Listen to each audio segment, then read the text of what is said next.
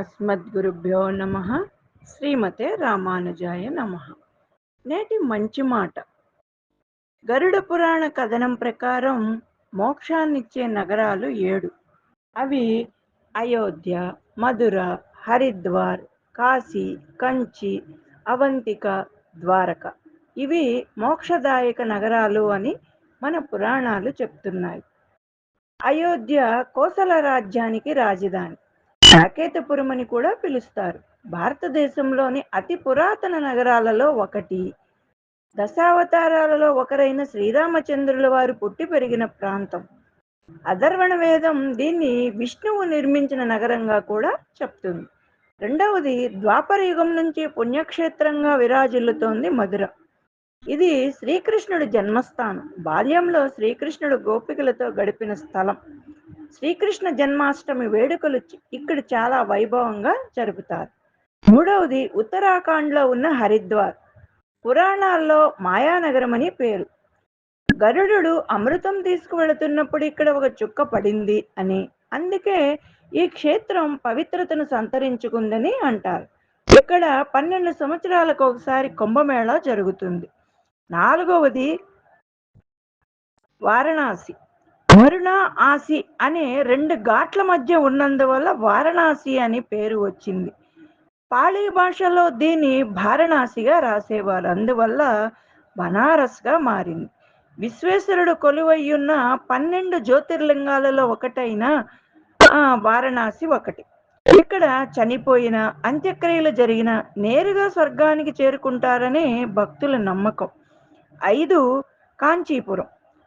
దీన్నే కంచి, కాంచి అనే సమార్థక నామాలు ఉన్నాయి. పూర్వం కాంజీవరం, కాంచీ పట్టణం అని పిలిచేవారు. తమిళనాడులో ఈ పట్టణం దేవాలయాలకు ప్రసిద్ధి. వైష్ణవ, శైవ ఆలయాలతో పాటు అష్టాదశ పీఠాలలో ఒకటైన కామాక్షి ఆలయం ఇక్కడ ఎంతో ప్రసిద్ధి పొందింది. ప్రముఖ వైష్ణవ ధామం వరదరాజస్వామి ఆలయం, శివుని ఆలయమైన ఏకాంబరేశ్వరి స్వామి శక్తి క్షేత్రమైన కామాక్షిదేవి ఆలయం, ఇక్కడ ప్రసిద్ధమైన దివ్య దేవాలయాలు ఈ కంచిలో ఉన్నాయి. ఈ 6వది, మధ్యప్రదేశ్లో క్షిప్రా నదీ తీరంలో వెలిసిన పుణ్యక్షేత్రం ఉజ్జయిని.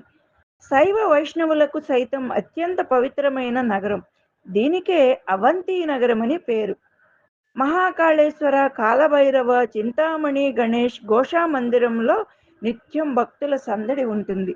ఇక్కడ మహాకాళేశ్వర దేవాలయం 12 జ్యోతిర్లింగాలలో ఒకటి ఈ క్షేత్రమునందే ఉన్నది. శ్రీకృష్ణుడు, బలరాముడు, కుచేలుడు సాందీపుని వద్ద చదువుకున్న నగరం ఉజ్జయిని అని భాగవతం వల్ల తెలుస్తుంది. సాందీపని ఆశ్రమం ఈ నగరం క్షిప్రా నది ఒడ్డున ఉన్నదని చరిత్ర ప్రసిద్ధి చెప్తోంది.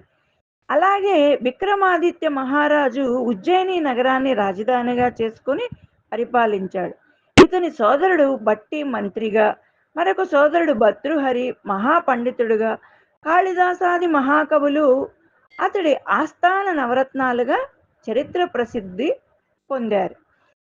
7వది, సంస్కృతంలో ద్వార అంటే ప్రవేశము అని, కా అంటే పరబ్రహ్మ సన్నిధి అని అర్థం.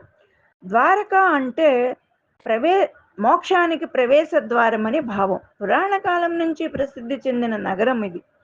శ్రీకృష్ణుడు మధురను విడిచి దాదాపు 100 ఏళ్లు నివసించిన ప్రాంతం ఇది.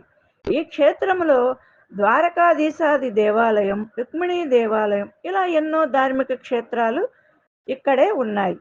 శారదా పీఠంలో 4 ఉంటాయి కదా, ఆ వాటిలో ఒక శారదా పీఠం ఇక్కడే ఉన్నది. ఈ విధంగా భారతదేశంలో పుట్టిన వారందరూ తమ తనువును చాలించే లోపు ఈ 7 మోక్షదాయక నగరాలను దర్శించి మోక్షాన్ని పొందాలి అని మన పెద్దలు చెప్తున్నారు. జై శ్రీమన్నారాయణ.